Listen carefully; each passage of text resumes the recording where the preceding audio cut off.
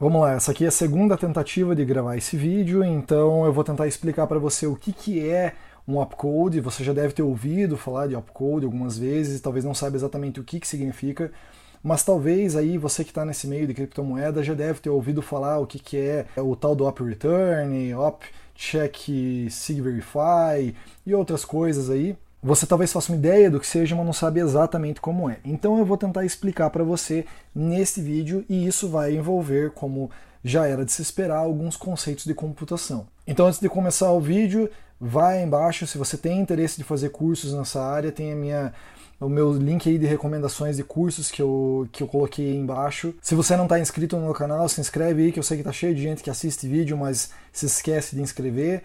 E se gostar também do vídeo, dá aquele like aí que ajuda bastante na divulgação. Pois bem, eu tentei montar um roteiro do que eu teria que falar antes até chegar no ponto de explicar os opcodes. A gente vai precisar primeiro ver o que é a diferença de decimal para hexadecimal, porque a gente vai utilizar aí a base hexadecimal para muita coisa. Eu já tenho um vídeo aqui no canal falando sobre conversão de base. Se você não viu, o link vai ficar aí embaixo para você ver. Eu acho que eu vou até regravar esse vídeo porque faz mais de ano que eu gravei e a qualidade não está muito legal, então talvez eu refaça ele porque é um tema muito importante. De forma rápida, qual que é a diferença do decimal para o hexadecimal?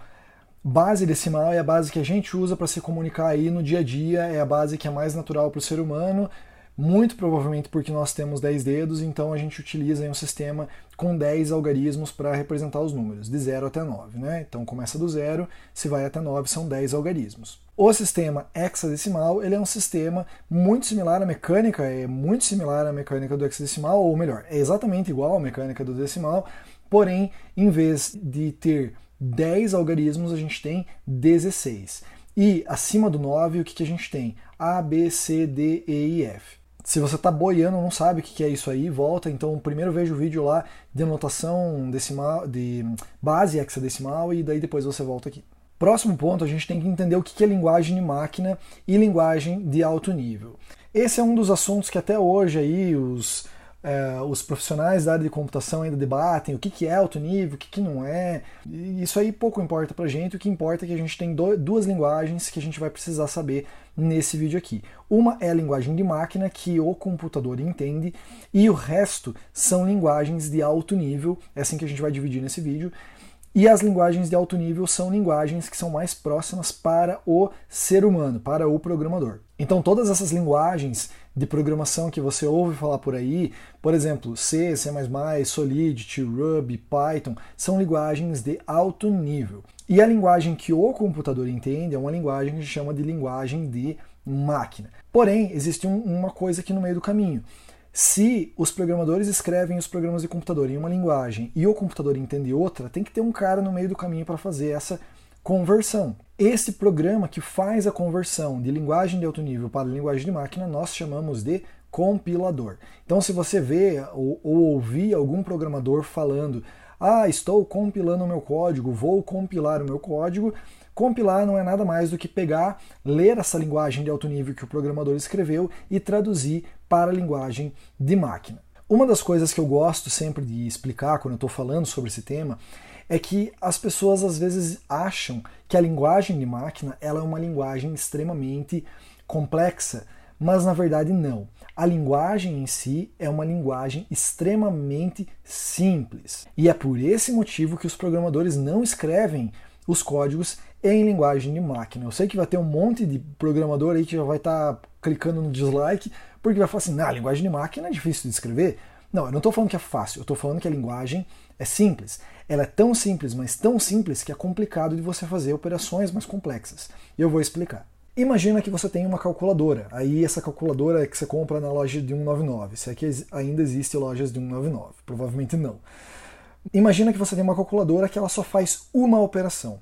Soma. Ela só consegue fazer adição e ponto final. Agora eu pergunto para você, se você quisesse fazer uma multiplicação nessa calculadora, você conseguiria? Muita gente talvez fale assim: não dá. Para quem já entende um pouco de matemática, ou já passou aí já está no segundo grau, ou melhor, já passou do primário, talvez fale assim, não, peraí, mas multiplicação não é nada mais do que somas consecutivas. Então se você tem uma calculadora que só sabe somar, você consegue fazer a multiplicação. Qual que é a diferença? Qual que é o ônus?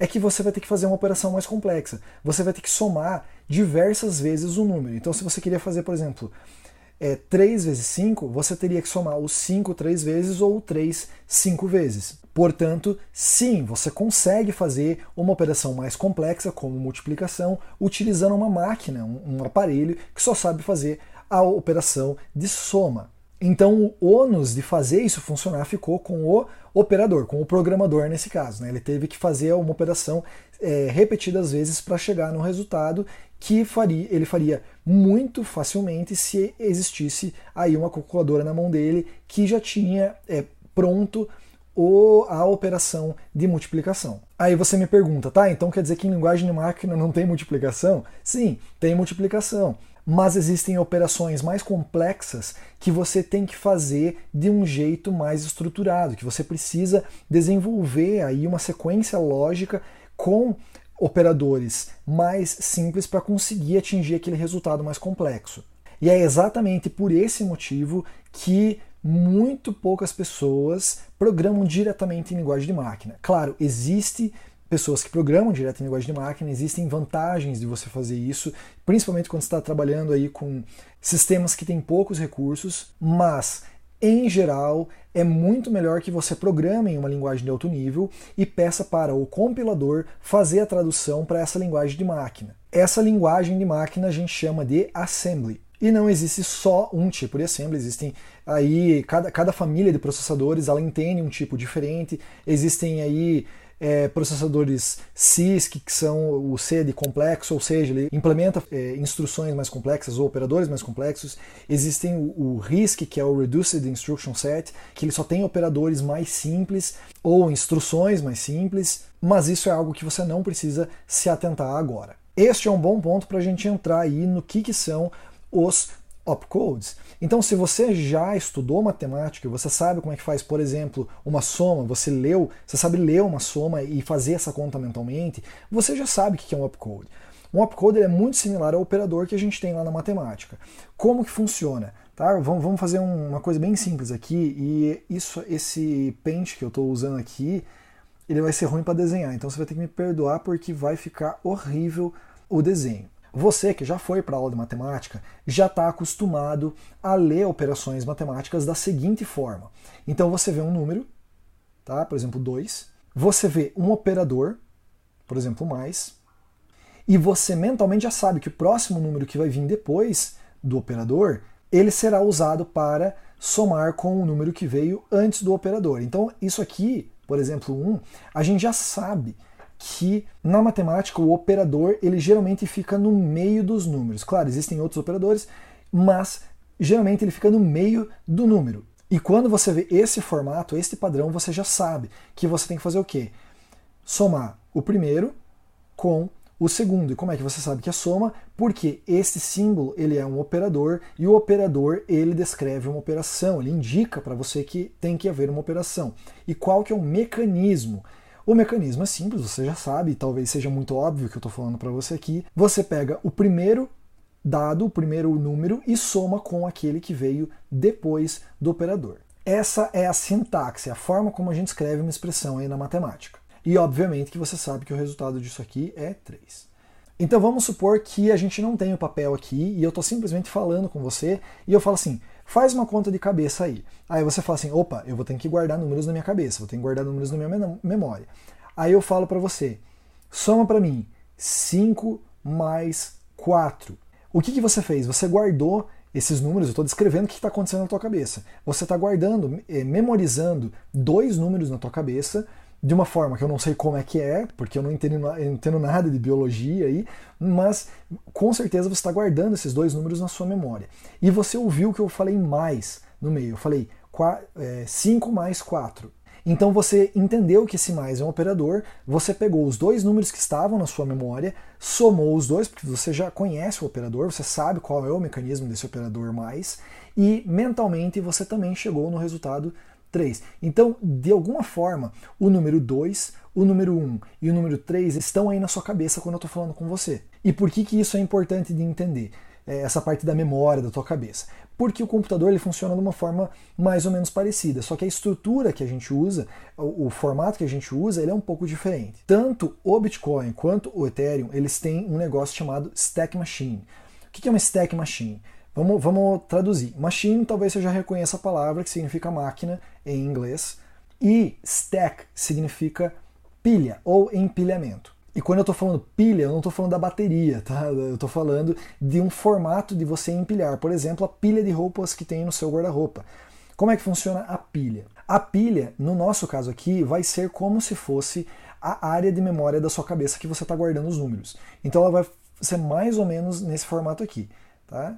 Imagina aí este formato. E a pilha, quando você empilha as coisas na sua cabeça, como é que você faz? Você começa de baixo para cima, tá? A gravidade impede que você comece de cima para baixo. Então você tem que começar colocando nas posições mais de baixo. Deixa eu trocar isso aqui que tá ruim. Você começa nas posições lá de baixo. Então, primeiro aqui.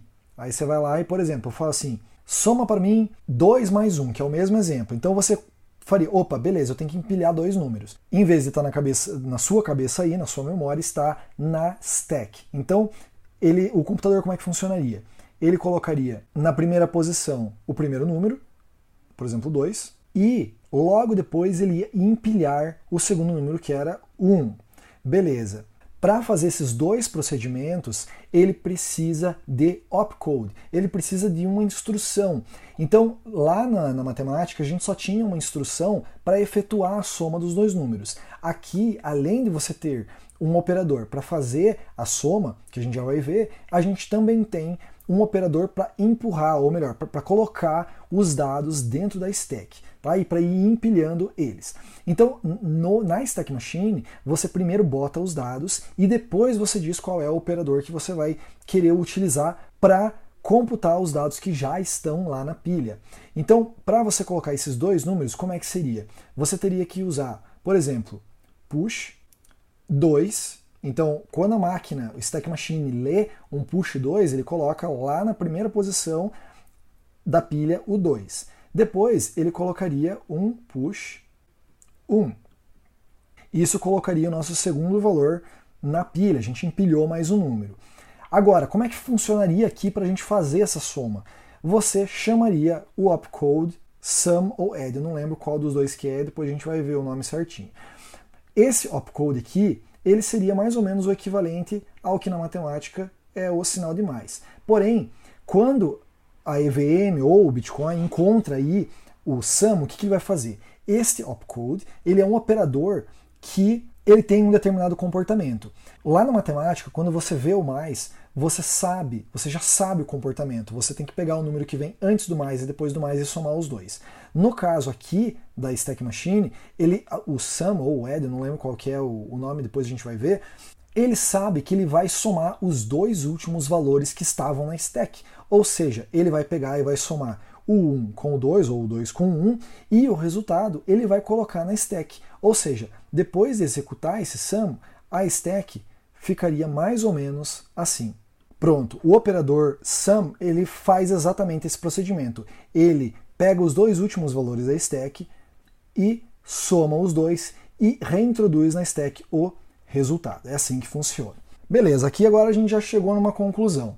Linguagem de máquina é uma linguagem que ela é muito simples e por isso é difícil de você fazer coisas mais complexas. E é por este motivo que a gente utiliza aí um compilador para converter a linguagem de alto nível, que é mais nativa e que é mais natural para os programadores, para uma linguagem de máquina, que basicamente é isso aqui que você está vendo aqui. Isso aqui é assembly.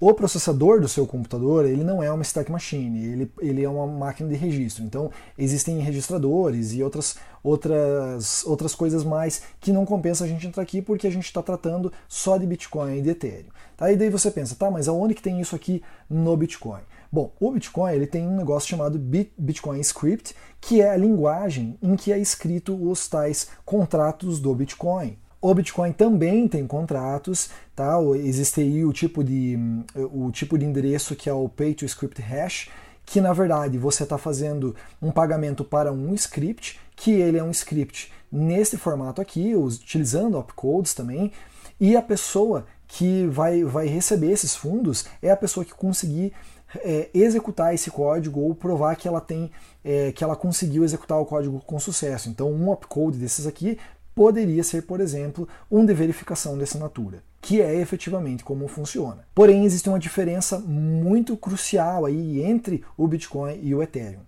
O Stack Machine do Bitcoin não é uma máquina de Turing completa. Talvez você já tenha ouvido falar do Alan Turing, existe um filme dele, acho que é Jogo de Imitação, eu vou depois dar uma procurada, eu não assisti ainda, mas muita gente me recomendou. Ele é considerado aí o pai da computação moderna, o Alan Turing realmente é o cara, então, ou foi o cara, né?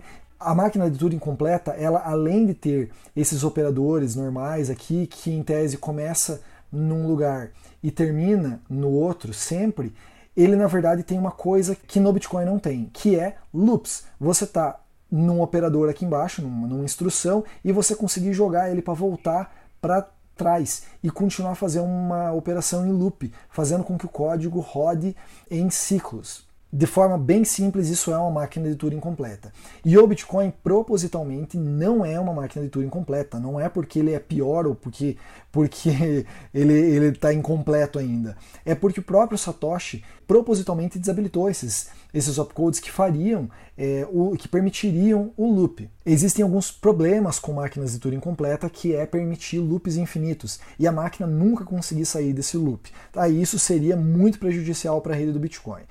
O Ethereum, ele traz a máquina de Turing completa e ele resolve esse problema do loop infinito através do gas. Então a EVM, que é a máquina que efetivamente executa todo esse código aqui, ela, em cada instrução que é executado, é deduzido gas, que é deduzido da transação, do valor que foi pago na transação.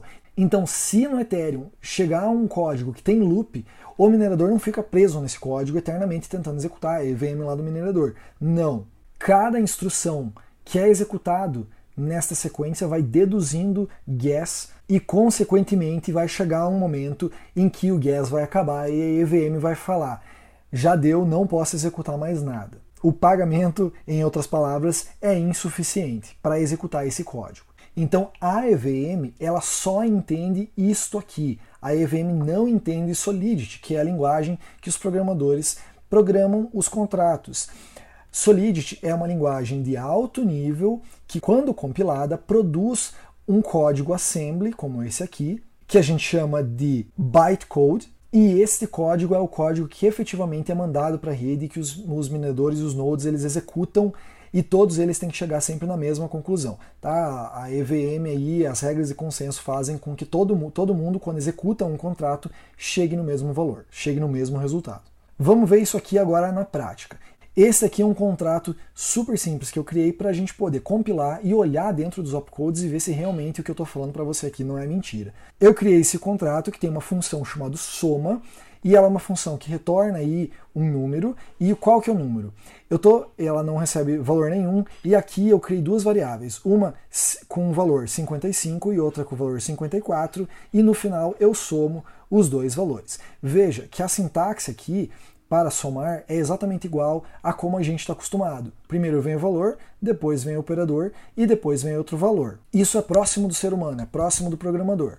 Quando eu compilar isso aqui não vai mais ser isto. Isto aqui vai se tornar nisto aqui. Ele vai puxar dois valores para a stack e depois vai fazer uma soma. Vamos verificar. Legal, ele já está compilado. O que eu posso fazer? Eu posso vir aqui em Details e aqui ele vai abrir para a gente várias informações sobre este contrato. Um deles é exatamente o bytecode. O que é o bytecode, então? É aquela sequência de instruções. Você pode ver aqui que agora já se parece um pouco com o que a gente está falando, né? Que é a linguagem de máquina. Isto aqui não é nada mais do que esse monte de número em sequência. Só que esse aqui já está convertido em assembly e esse aqui ele é só os números. Cada opcode ele tem um número. A EVM ou a Stack Machine, ela só entende número. Porém, alguns números são valores e alguns números são instruções. O que a gente pode deduzir? A gente pode deduzir que 60 em hexadecimal é push, 80 é o valor que ele está enviando para a stack. Então ele empurrou para dentro da stack um valor. Depois ele fez o push de outro valor, então ele fez o push de 40. Então 60 é push, 40 é o valor que ele está mandando para a stack. E logo depois ele faz um mStore. Qual que é o mStore? mStore é 52. E desta forma ele constrói o programa. Agora o que interessa para a gente? Vamos dar uma olhada no assembly completo desse código para entender aonde que está aquela soma que a gente fez. Veja que o código de máquina ele é bem mais extenso. Por quê? Porque ele está utilizando de micro-instruções, de instruções super pequenininhas para poder fazer tudo isso aqui que o contrato está fazendo. O compilador fez esse trabalho sujo para a gente. A função soma começa exatamente aqui, tá? Você está vendo aqui que do lado esquerdo eu tenho a versão em assembly e do lado direito ele coloca para mim qual que é a parte do código lá em Solidity que está convertendo para esse código de máquina.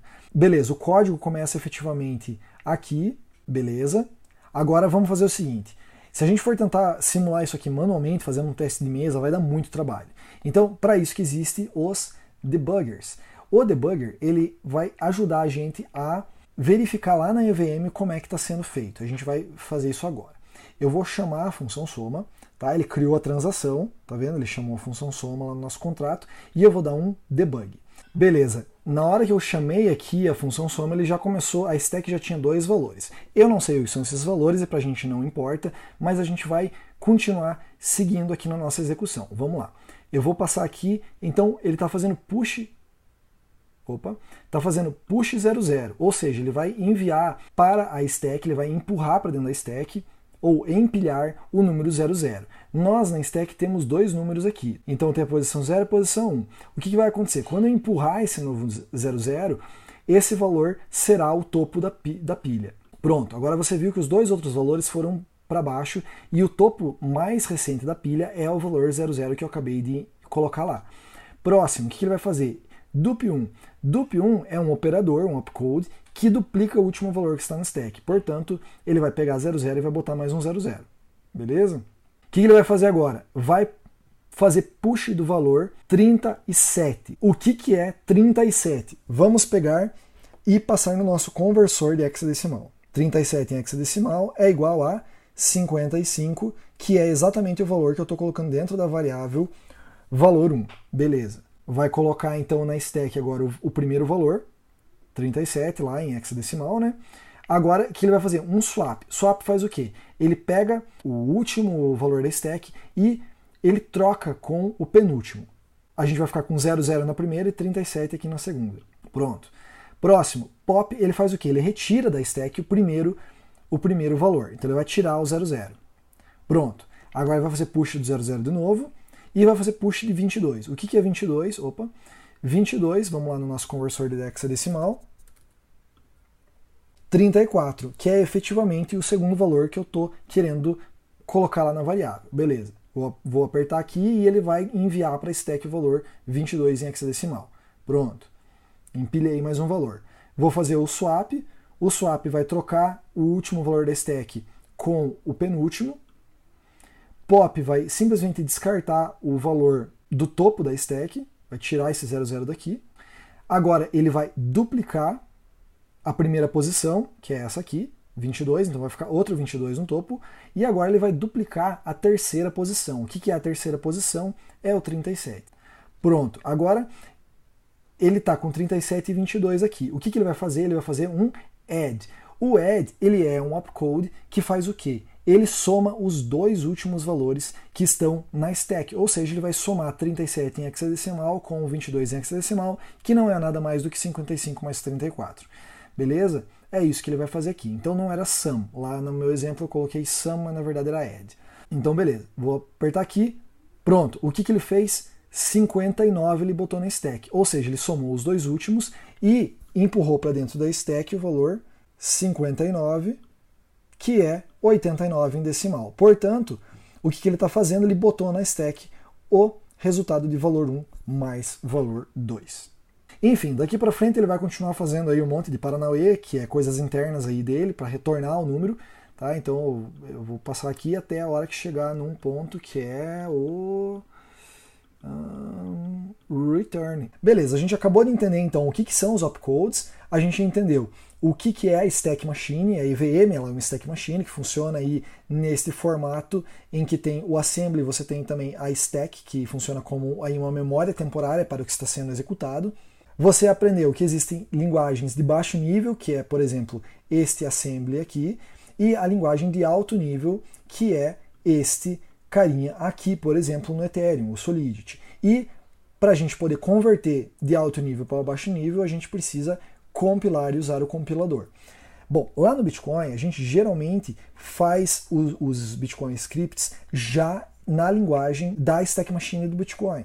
Não existe nenhuma linguagem oficial de alto nível para compilar para baixo nível no Bitcoin, porém existem alguns projetos que fazem isso. Então eu vou mostrar rapidinho para você aqui um projeto chamado Hive. O Hive, ele tem um playground para você poder escrever contratos para o Bitcoin, tá? Que daí ele tem uma sintaxe específica dele. E o que ele faz? Ele cria a versão mnemônica, ou a versão assembly do Bitcoin relativo a isto aqui.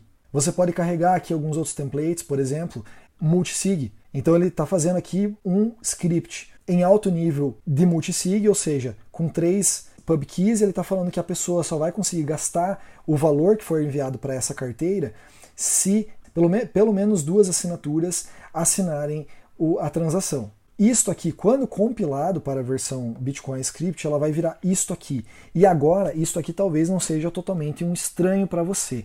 Isto aqui é o assembly, ou Bitcoin Script, ou a versão com opcodes do Bitcoin. Então, por exemplo, lá no Bitcoin a gente tem um opcode chamado check_multisig. Aqui ele, por exemplo, está fazendo push para stack de 3 chaves públicas e assim por diante. Ele até gera para você o endereço correspondente aqui a esse script, tá? Esse aqui é o redeem script e esse aqui é o endereço em testnet que representa este script do Bitcoin aqui, ou melhor, este aqui. Beleza, eu não vou entrar em detalhes agora nisso aqui, porque você teria que entender primeiro como é que funcionam as transações do Bitcoin, para você entender, mas eu queria mostrar que o Bitcoin também tem os seus contratos, a única diferença é que ele não tem loops. Eu vou fechar o vídeo com esse desenho lindo aqui da minha Stack Machine desenhada. Eu espero que você tenha gostado, que você tenha aprendido um pouco. Eu sei que tem muito conceito de computação, mas pensa aí que o computador não é nada mais do que uma calculadora que faz um monte de operação, e aí tem um programador que tenta pegar esse monte de operação simples e tentar fazer programas complexos utilizando isso, e ele, para compilar para a linguagem de máquina, utiliza um computador. Beleza? Eu espero que você tenha gostado, não esquece de se inscrever aí, faz todo aquele negócio que você tem que fazer, os paranauê de sino e se inscrever e like e tal, e a gente se vê no próximo vídeo. Deixa aí embaixo um comentário para mim, se você tiver um tempo, que a gente vai conversando. Passa lá no tribucrypto.com, um abraço e até mais.